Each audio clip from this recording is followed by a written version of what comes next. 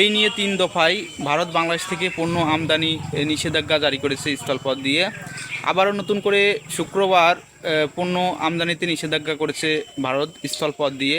কাঁচা পাট, পাটের রোল, পাটের সুতো এছাড়া 9 প্রকারের পণ্য স্থলপথ দিয়ে আমদানি নিষেধাজ্ঞা জারি করেছে ভারত।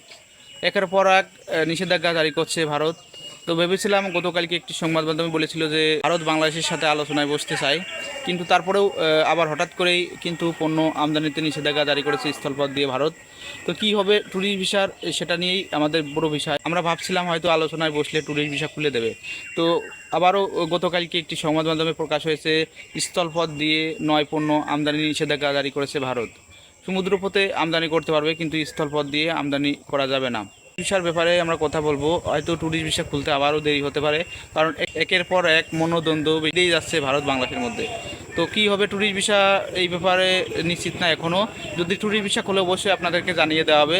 ভিডিওটি ভালো লাগলে লাইক, কমেন্ট, শেয়ার করবেন এবং চ্যানেলটি সাবস্ক্রাইব করবেন।